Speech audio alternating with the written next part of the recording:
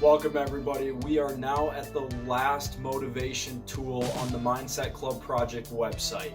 So this very last motivation tool, I just want to hop right in because motivation can't be talked about unless we talk about goals.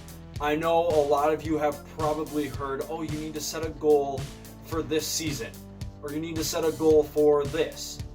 Well, we're going to break that down a little bit further on what type of goals that we want to set and then what we can do with those goals. So goals are broken down into three different areas. The first one, outcome goals.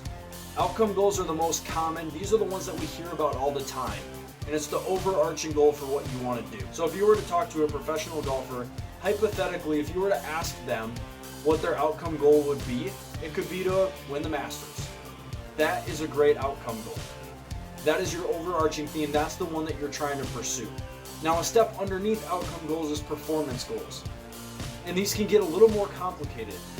Performance goals are execution-based goals inside of your outcome goal.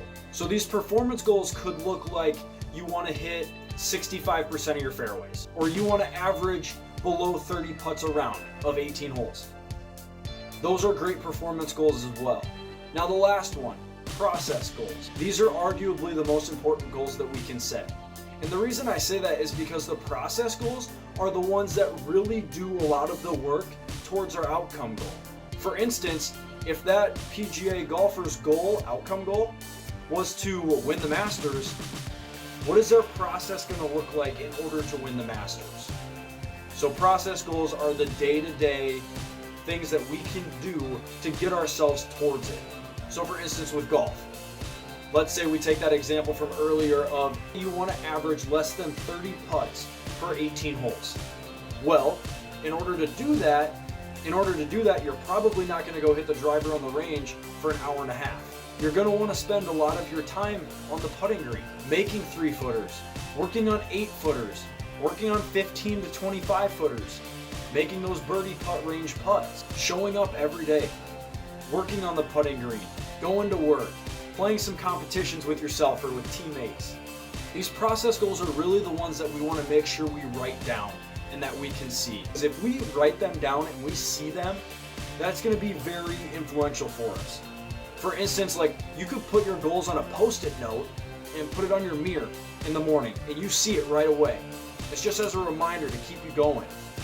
And goals can also serve as a motivating tool for when times do get tough. You know, let's say you're not having a great putting outing the last couple tournaments. The fact that you want to get below an average of 30 putts per round is going to motivate you to go out and to continue to make putts. Continue to work on your game. A lot of the times that we hear with outcome goals, you just got to put in the work. You just got to do the work. If you find yourself like me sometimes asking the question, well, what does the work look like? Well, it's the process goals. It is what are you doing every single day to get yourself to that place. Now, I know this kind of sounds like the only thing I really care about is process goals, and that's not true at all. Process goals are important. Yeah, you're right, they are. But some days, you're not going to want to go out and hit 150 putts. Or you're not going to go want to work on 5-footers again for another hour. If you're looking at your outcome goal and that outcome goal says, hey, I want to win the club tournament, or hey, I want to win a college tournament, or win my conference, or win a match, that can become a motivating factor more than it can to say, I'm just going to go out to the golf course. So with that, goals can be broken down into 3 areas. Again, those 3 areas are outcome, performance, and process.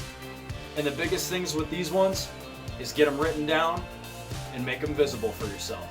Because in that way, you can help yourself develop your mental edge.